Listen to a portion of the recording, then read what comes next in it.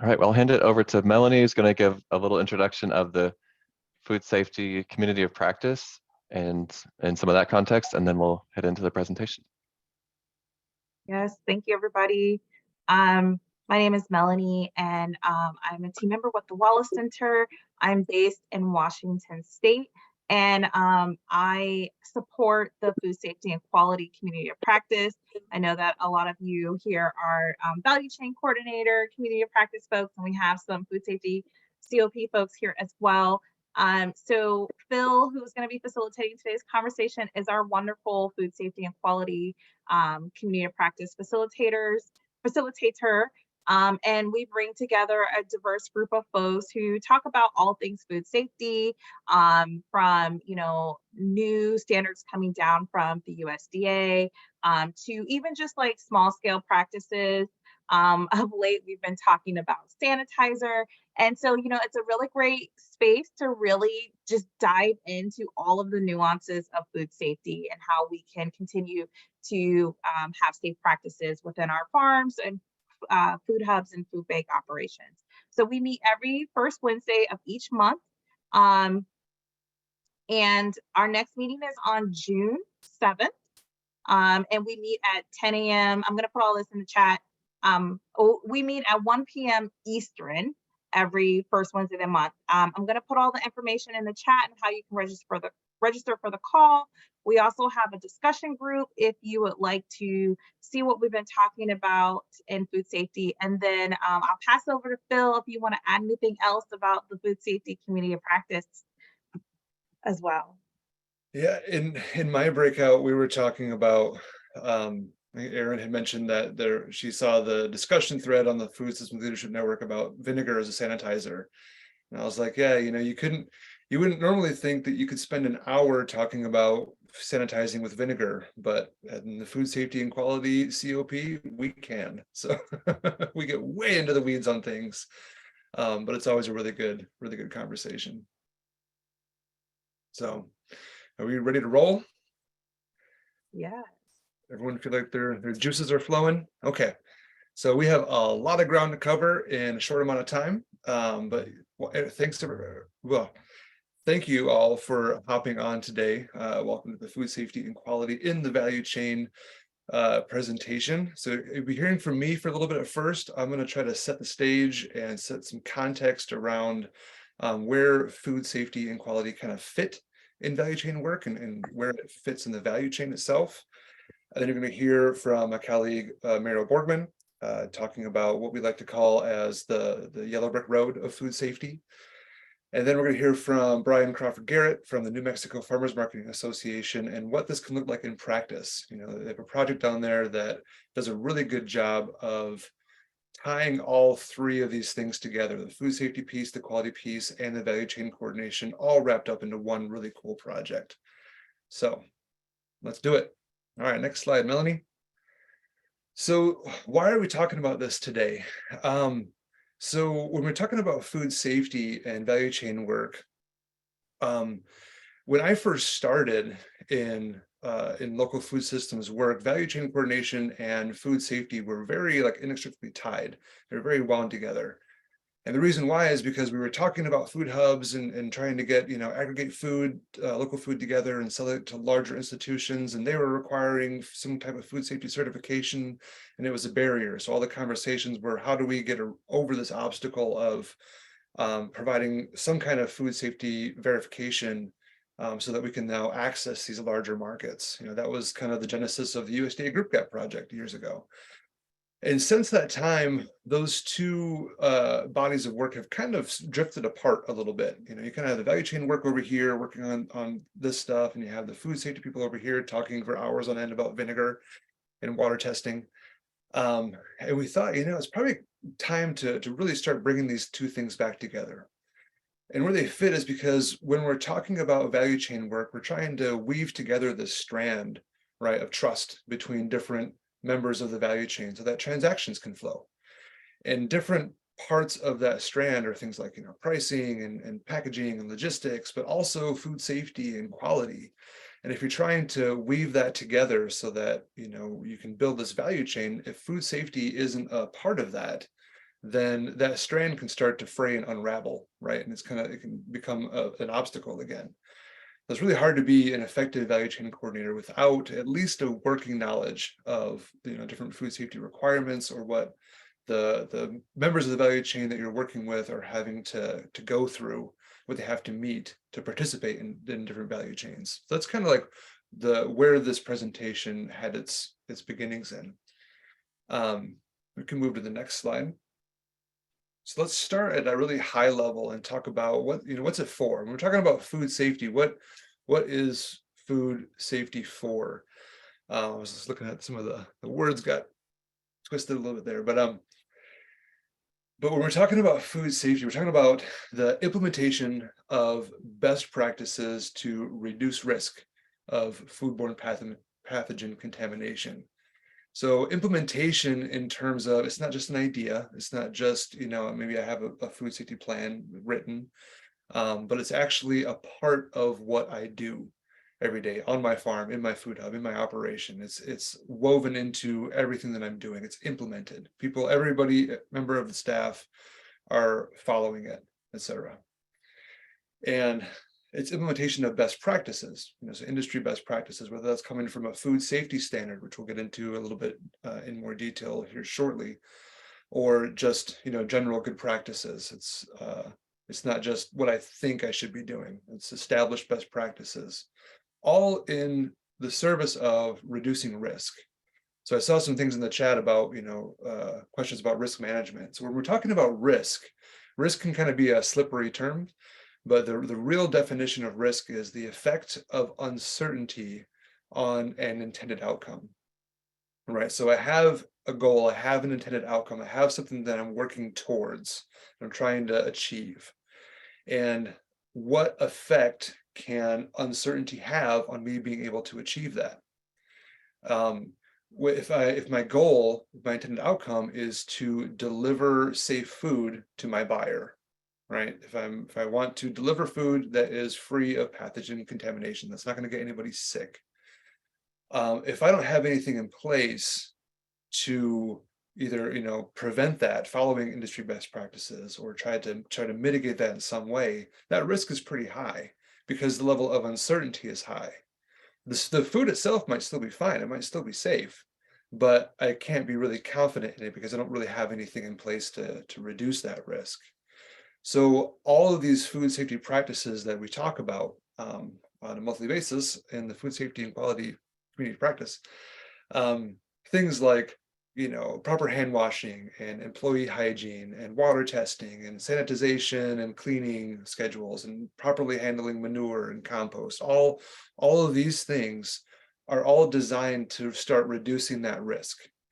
So that uncertainty goes away. We're like, I know that my produce hasn't been contaminated by something in manure because I'm properly composting it and I have the records to back it up.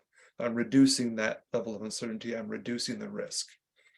And this really comes into play when we're talking about value chain coordination work, because it's one thing if I'm just a farm and I have, a handful of CSA members, or I'm selling in a farmer's market. I'm just having a few of these direct, transactions. If there's an adverse event in that scenario, the scope of that, the reach of that is pretty contained, right? It's just in my immediate community. But if we are increasing the scale of our work, or increasing the geographic scope of the distribution of our work, that risk now goes up, because that the adverse effects of that event now are much more widespread. And also we're contributing many more variables to the equation as well. I have different people who are handling it. I have a couple food hubs in between me and the buyer. And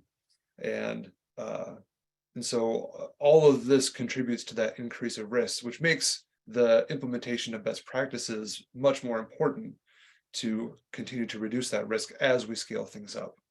And as Mariel will talk about here shortly, there's not just one practice. It's not like food safety is a switch you turn on or turn off. There's a spectrum of practice, all the way from having a few things in place, having a few record keeping practices, to having like a really detailed food safety plan, like really tracking things down and having sensors in the field, all kinds of stuff. There's a wide breadth of practice there, which she'll get into. So next slide.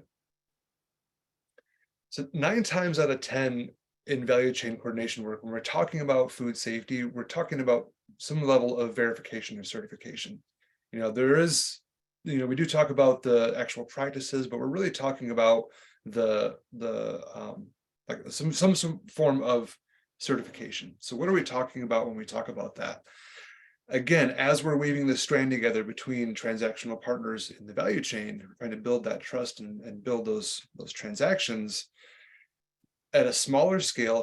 If I'm a restaurant and I'm working with a half a dozen suppliers, I can probably go out and visit those half a dozen suppliers every year and verify that they're following good practices. I feel comfortable buying from them. But as that scale increases, and I'm now a grocery store and I'm working with, you know, 50 or 100 suppliers, I can't go visit every single one. So oftentimes we turn then to a trusted third party to come out and do that verification or certification activity to help continue to build that trust. So now if I'm a buyer, I can have that confidence that the food that I'm purchasing from you is not going to make any of my customers sick because you have the stamp of approval from this verifying or certifying third party. So this would be like USDA or Primus or SQF, Global Gap, et cetera, somebody like that coming out and saying, yes, this farm has met these requirements and you can feel confident in buying food from them. So that's kind of where certification fits. You know, again, we're all working, all this work kind of fits in between those links, right? Along with all these other requirements too. And just like how there's a spectrum of practice, there's also a spectrum of verification. You know, you have like the USDA GAP programs, you have there are some pre-GAP programs, you know, Mexico Grown, which we'll hear about here shortly, is kind of one of those, Michigan Produce Safety Risk Assessment, and all the way up to, on the other end, like, you know, really in-depth certification schemes. So it's not just kind of one thing, you know, GAP certification isn't just GAP certification. There's a wide breadth of things that you can choose from. So I figured it probably would be good to go over what the certification process looks like, you know, just kind of at a very high level, because it's good for us as value chain coordinators to understand what those we're working with have to go through to achieve some type of certification or verification. And the process really starts with choosing your certifying body and what standard you're going to certify to. And this decision is driven primarily by your buyer or by their buyer, you know, who their buyer will accept a certification from. These are, again, often USDA, Primus, SQF, AIB, Global Gap, Canada Gap, etc.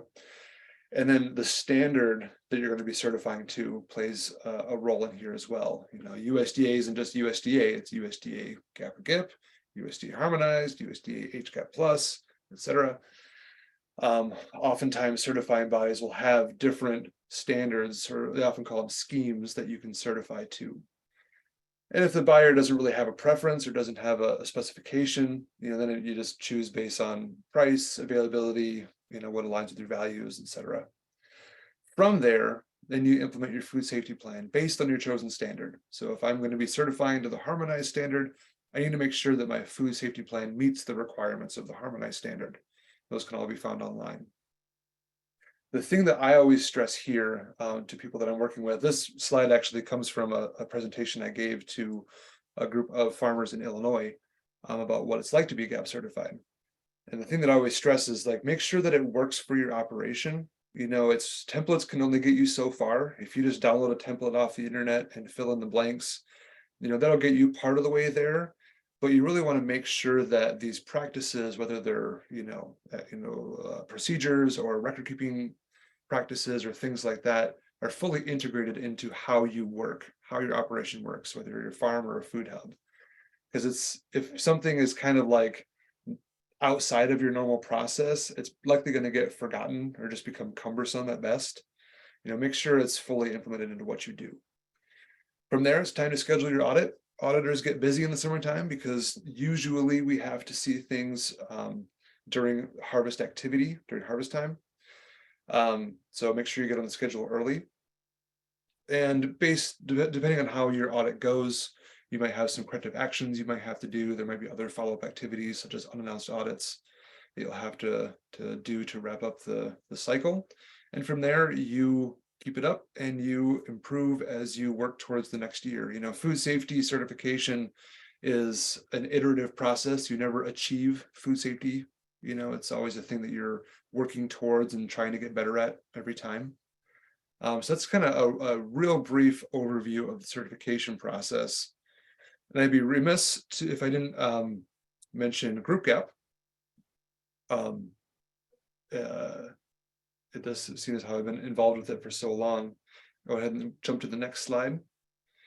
So group gap is a very similar thing. It occupies the same role, but it's just a different way of going about getting certified. There's tons of information about this on the Food Systems Leadership Network, so I'm not going to go into too much detail on it. But essentially, it is rather than the certifying body going out and certifying, doing an audit on every single individual farm, these farms and or food hubs can work together, form a group organized around a quality management system. And that group then does internal audits on each member. And then the certifying body comes out, verifies the quality management system, reviews the internal audits, does some of their own audits just to kind of spot check things, and then issues a certification to the whole group. So same purpose, same function, but just a little bit different way of going about things. But it's still all trying to help build that trust in the value chain so those transactions can flow. Again, tons of information on the Food Systems Leadership Network to browse if you are interested in hearing more. And I would be happy to talk to you about that more as well. Just hit me up. Lastly, we've been talking about food safety so far. Let's talk a little bit about quality too. That's another component in here. So what are we talking about when we talk about quality? Often when we think about quality, we're thinking about it in a subjective sense of like how good something is. Like, oh, that's a really nice messenger bag, or that's a really high quality pencil. But really the definition of quality is the degree to which a requirement has been met. You're not gonna have a really nice fancy pencil, but if the requirement was to have a pen, this is actually low quality, right?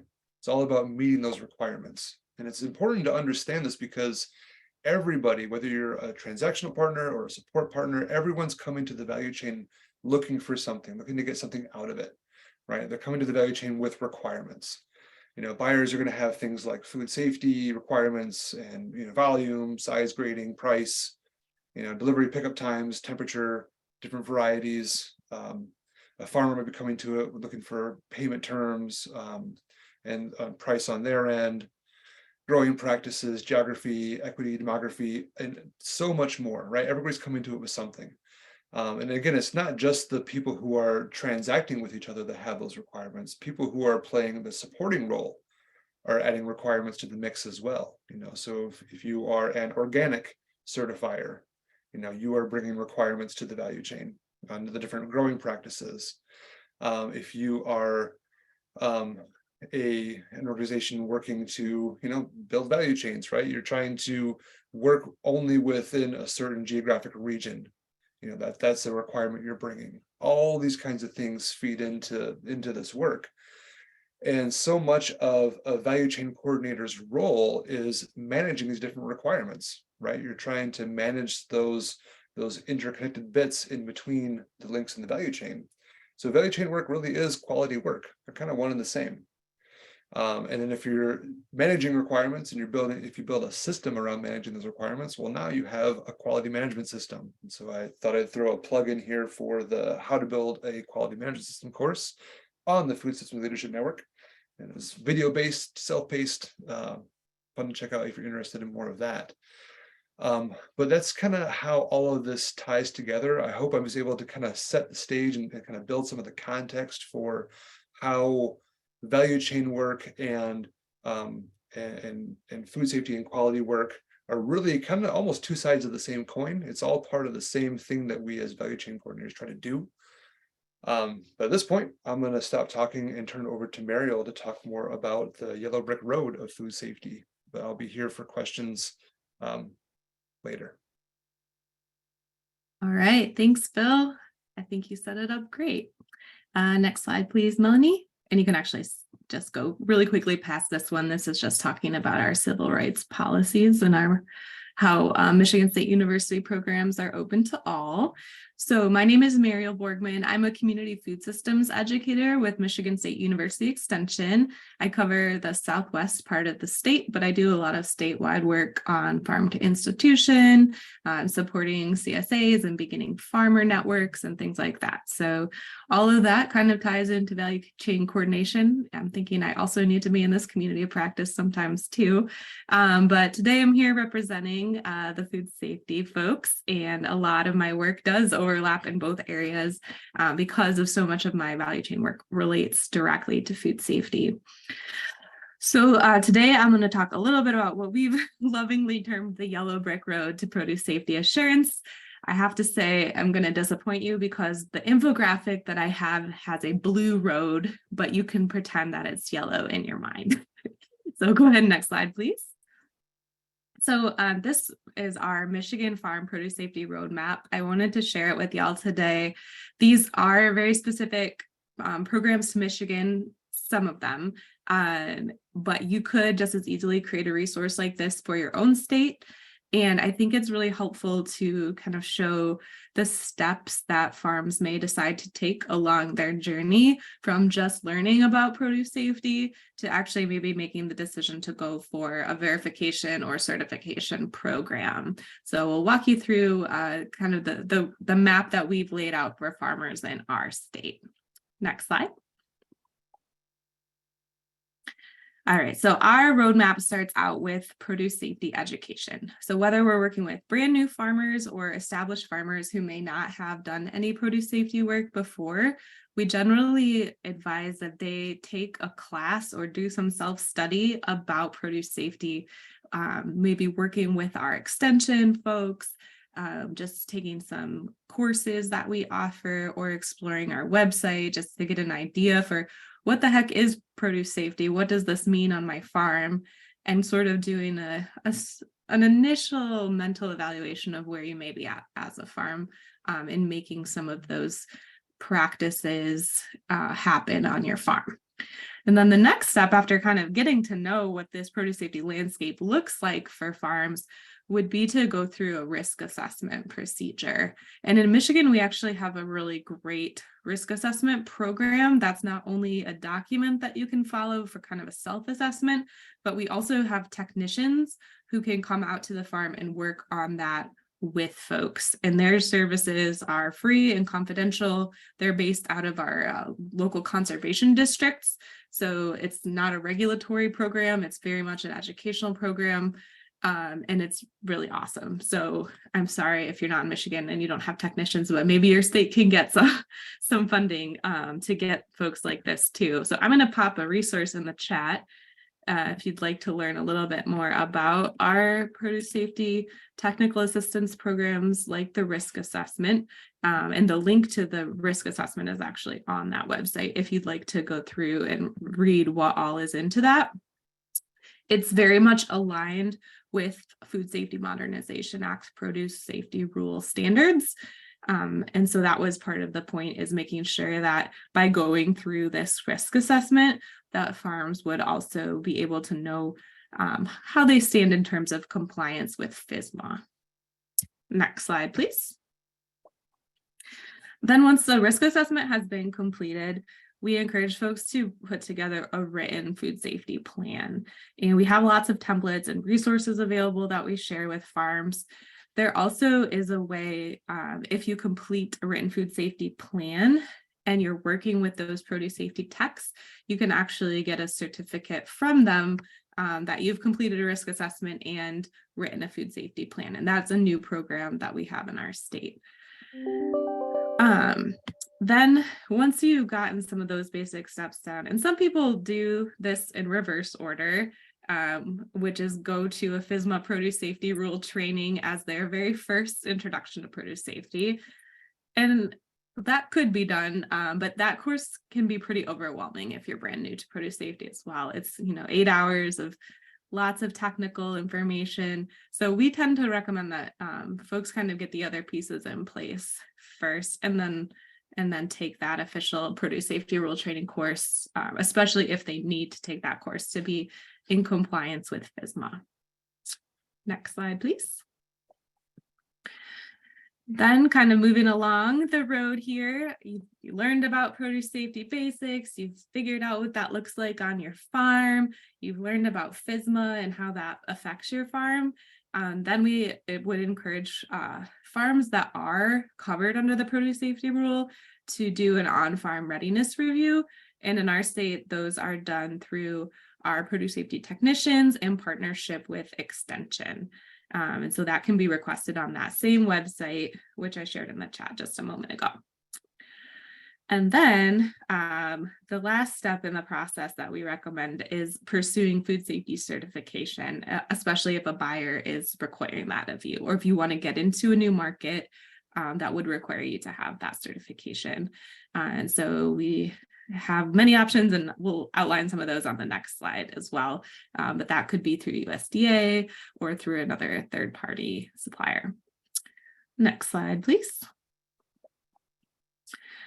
Okay, so this is kind of another way that we present this information in a little bit of a different way, and that's talking about the spectrum of on-farm produce safety, from the regulatory under the FSMA produce safety rule to the voluntary. And then the voluntary spectrum, starting with the written food safety plan, which is kind of the first step that's usually required before you can get any sort of certification or verification. And then going to the next one, on-farm readiness review, that's typically grower driven.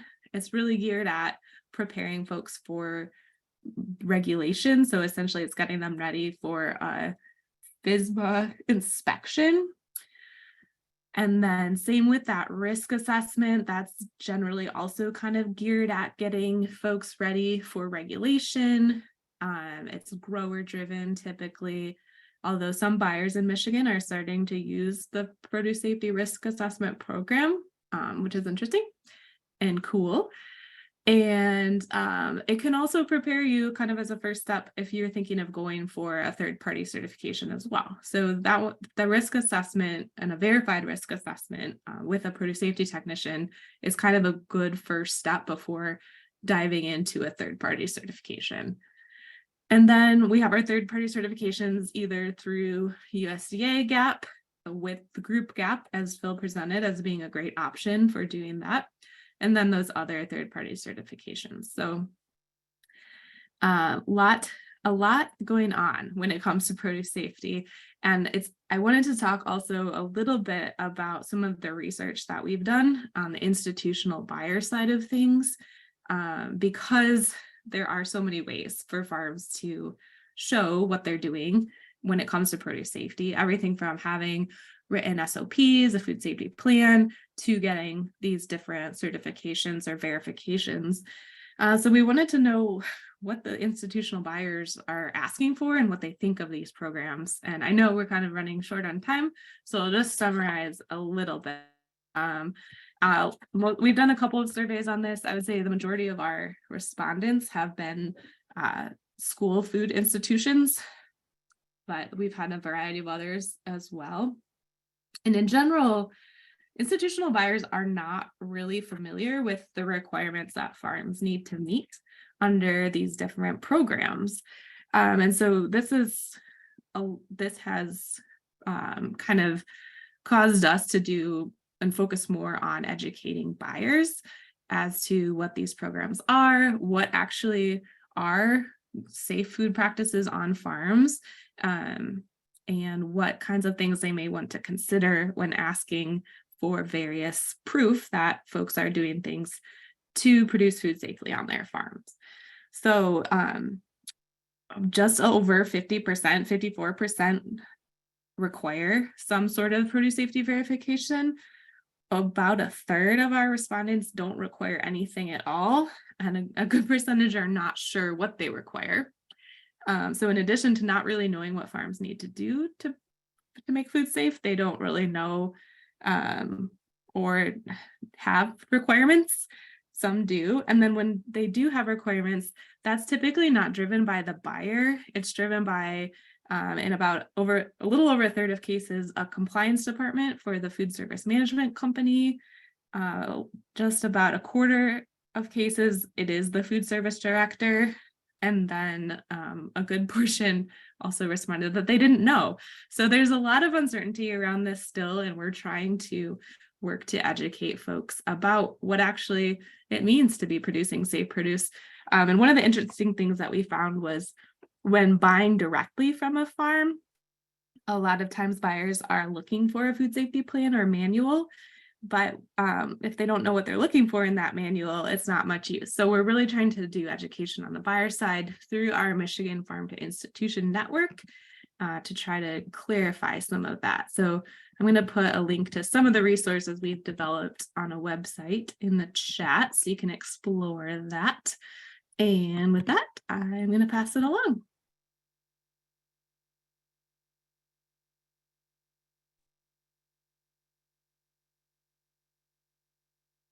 Okay, I think that's over to me. Hi, everyone. I'm Bryan Crawford-Garrett. I'm the Director of Food Systems Initiatives with the New Mexico Farmers Marketing Association.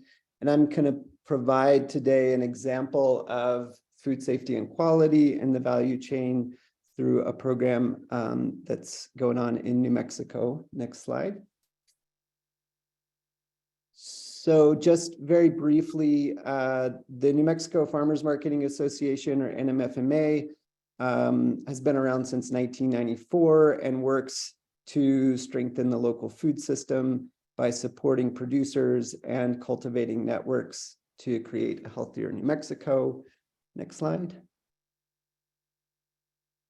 We work in a variety of different programmatic areas.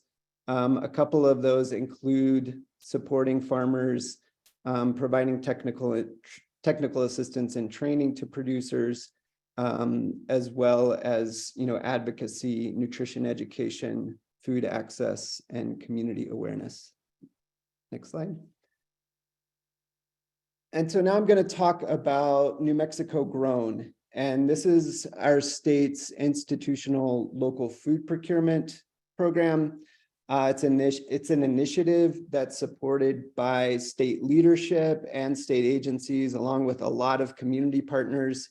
And it incentivizes the purchase of New Mexico grown food products to serve to many populations across the state in many different communities, including young children, so kids in preschool, as well as school-age children in K-12 settings, our elder population in senior centers, and other food insecure families that are clients at food banks.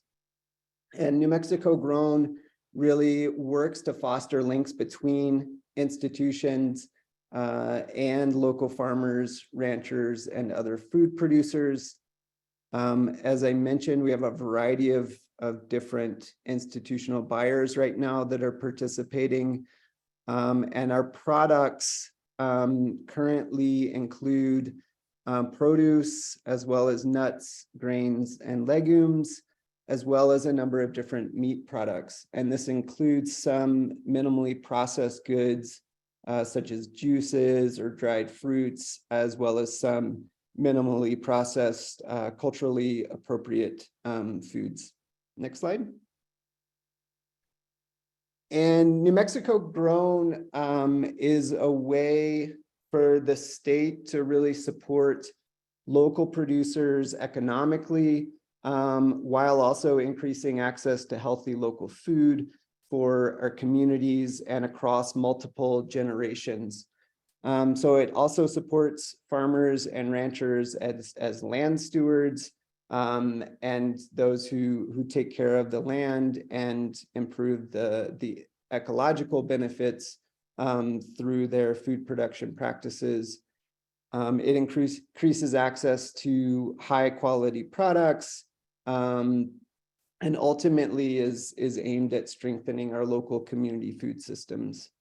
And we see the benefits really outweighing perceived additional cost price-wise of local foods, and helps to address the high costs that we know that are inherent in the globalized industrial agricultural system. Next slide.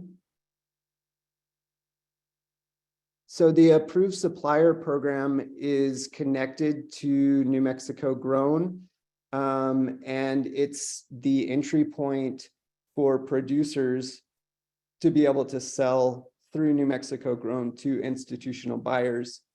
And it's really meant to help our state's small and mid-scale producers sell to buyers in a way that ensures the food that's produced and sold is safe for the populations that are being served.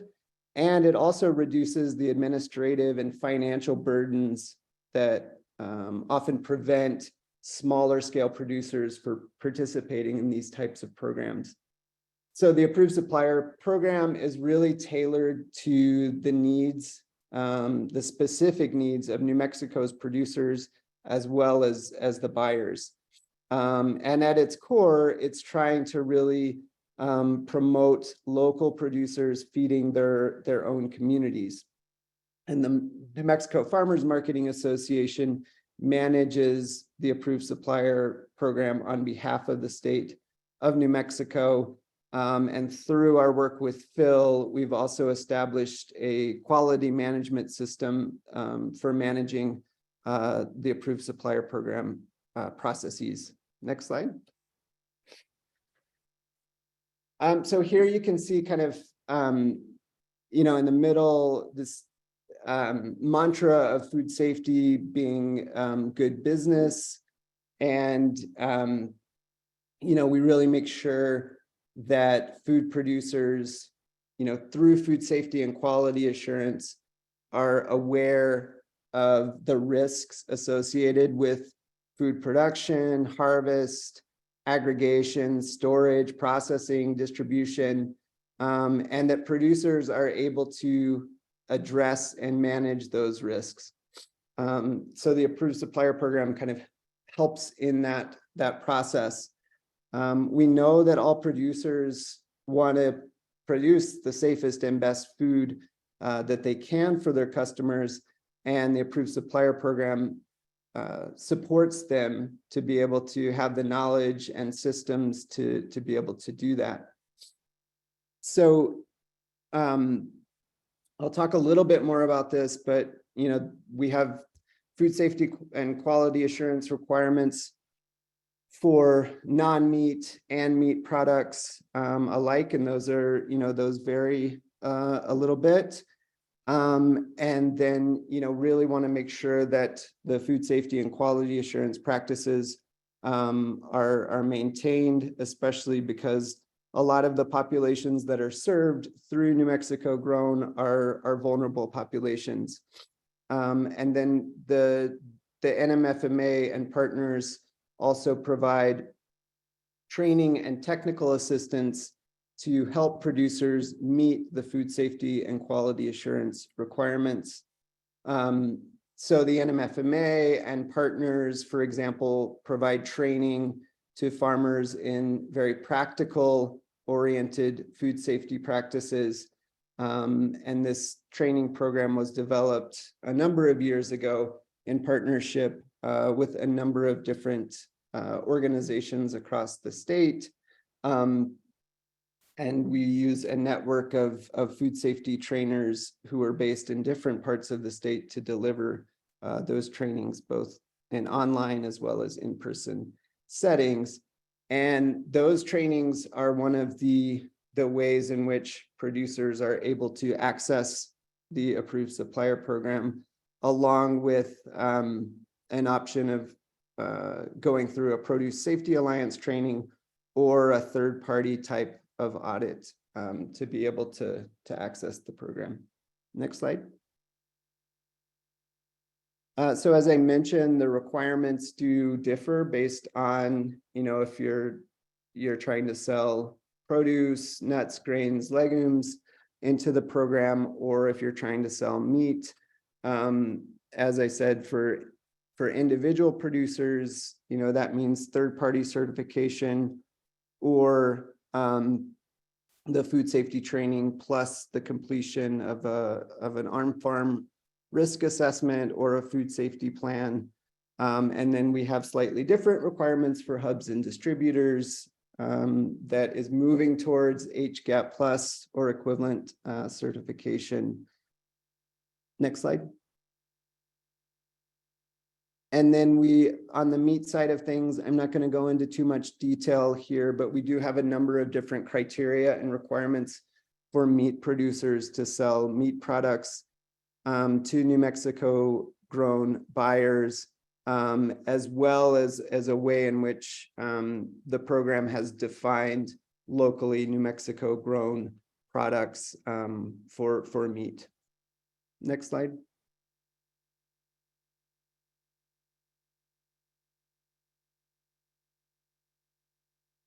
Next one, Melanie.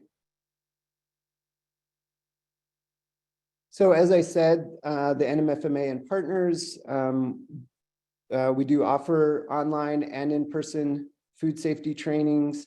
And then we also, for the last, little while, have been facilitating and supporting a network of food safety training professionals across the state. And those trainers provide and deliver the training as well as one-on-one technical assistance to farmers that need it.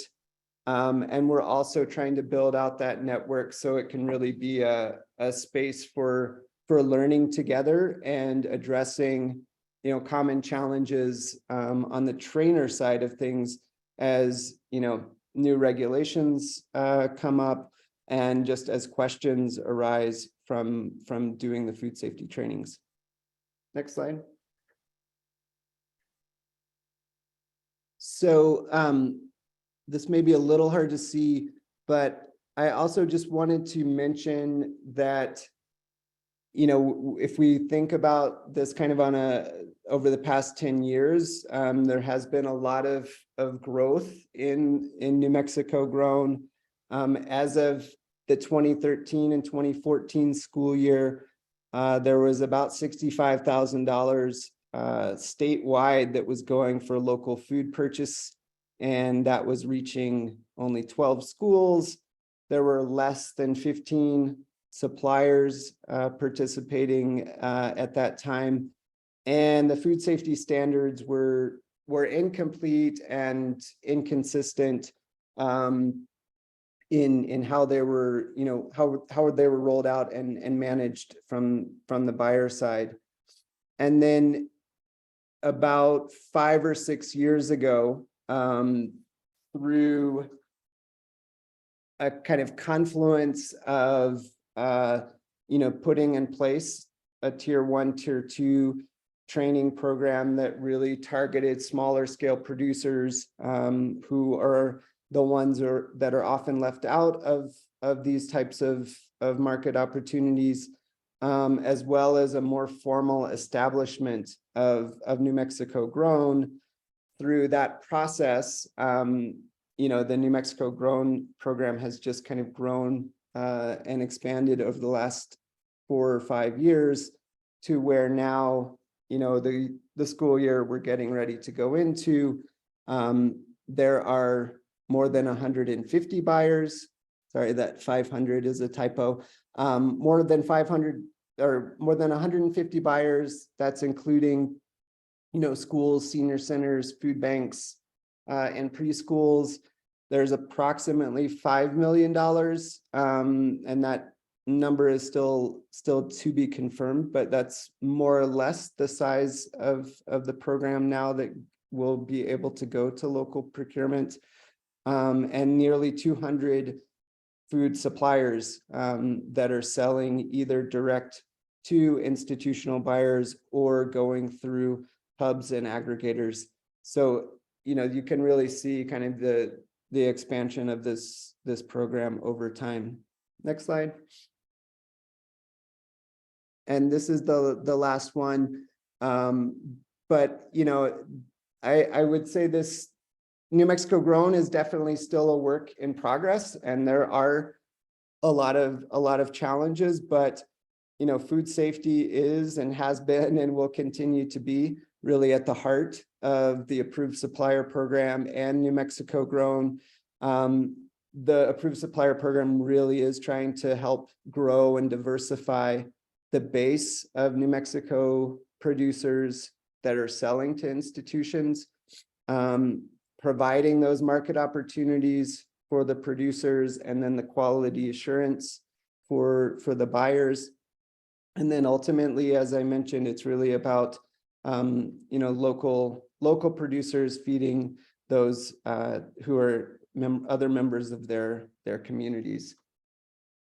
So I think I'll stop there, and thank you for the opportunity to share a little bit about New Mexico Grown and the approved supplier program today. And I'll turn it back over to Phil. Awesome. Thanks so much, Brian, and thanks, Mariel.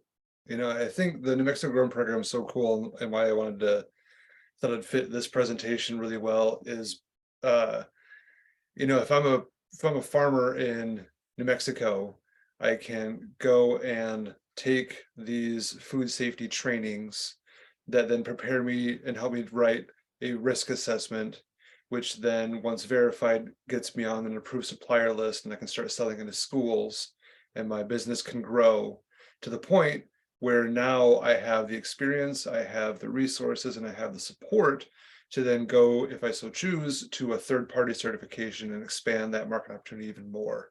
It's just full, like, end-to-end value chain that they built, you know, with, you know, not so much even like food safety as a part of it, but like food safety as the center of gravity of it, you know.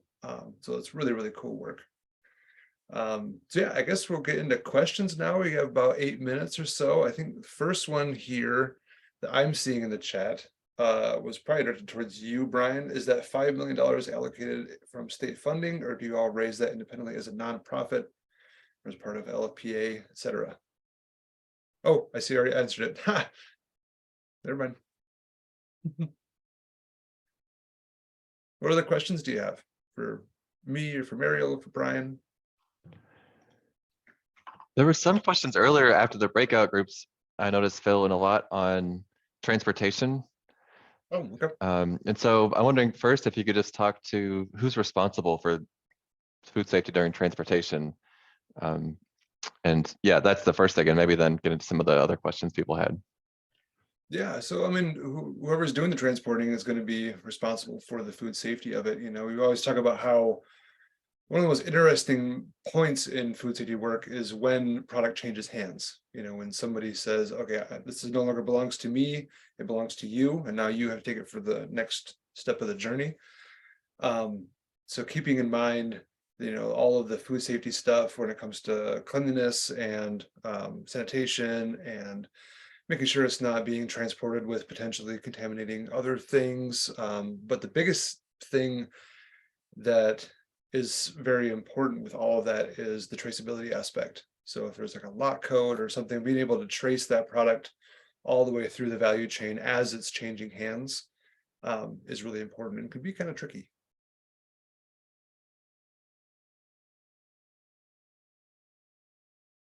Thanks. Mariel or Brian, would you want to weigh in on that as well on transportation?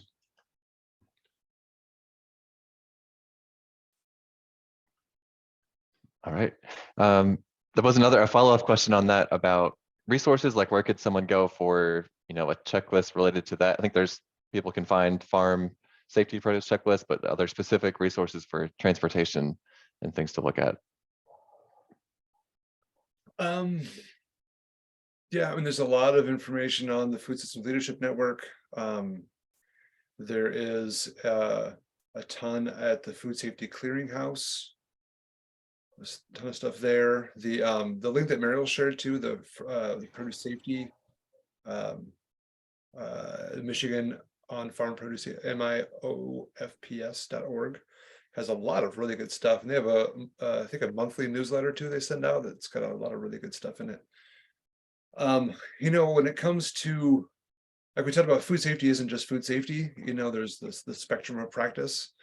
And so it's the place to start is thinking through like, okay, what are people asking for at the end of the, you know, who is this food going to and what are they asking for?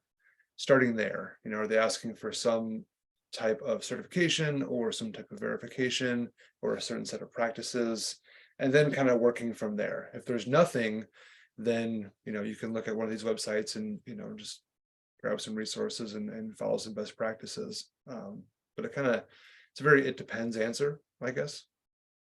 It'd be nice if there was just a simple checklist that you could run through. It always depends. Thanks. I see another question from Jenna here in the chat, asking about, as you're advocating for state funding and policies requiring institutions to purchase a percentage of local, how does integrating food safety into that requirement strengthen the appeal of that program? Or does it? Yeah, I can speak to that from the New Mexico perspective. You know, and the advocacy work around institutions being able to purchase local food has been going for many years now, and there's been a lot of, you know, community-based organizations really really on the front lines of that advocacy work. And I think early on, and what has worked in New Mexico, I don't know if it works elsewhere, it was less about a percentage of funds going towards local food purchase, but more, you know, just starting with a dollar value and then kind of making the case for that through successful use of that funding, and then kind of building that up incrementally over time. I mean, that's how it has kind of happened here. And I think, you know, one of the things that has also helped strengthen the appeal here is, you know, the food safety piece. Whereas, you know, sometimes, you know, third-party certifications can be barriers to entry for the smallest scale producers. You know, here in New Mexico, sort of alternative model is kind of what has been used so that those smallest scale producers can be accessing the program. And then, you know, a lot of those folks then are involved in advocating for the program and showing how it works, and that sort of thing. So it's kind of had an inclusivity lens to it from the start that I think has helped it in kind of strengthening and broadening its appeal, you know, with policymakers and legislators and that sort of thing. Yeah, I'll just add that our programs in Michigan are the same way. Like, there's not necessarily a produce safety requirement in our farm to institution purchasing subsidized programs within the state, but it's definitely something that's a collaborative effort. We are an extension working really closely with the folks at Michigan Department of Education, Michigan Department of Agriculture and Rural Development. We're all kind of working together to support the growers and also the purchasers on the institutional side, as it really is their decision. And from each school district, they, you know, have the power to set their own requirements and things that they want from their vendors. So we're just there to support. And I think the fact that we're all working collaboratively does really strengthen the program, because the schools and the farmers have all of those wraparound supports from multiple agencies.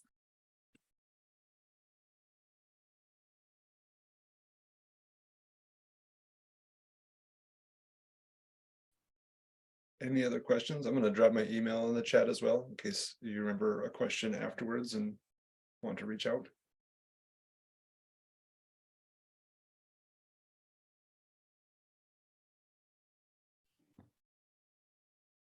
All right, well, thank you all so much for sharing today, and especially appreciate the framing around, you know, food safety is good business. And Phil speaking to how food safety helps to build trust, and that allows transactions, and that looking at this as trust and community building work, and more than just talking about vinegar, as fun as that is. So thank you all for bringing that perspective today. And next month on June 20th, we'll talk about an evaluation framework. So always something different, but thank you for joining today.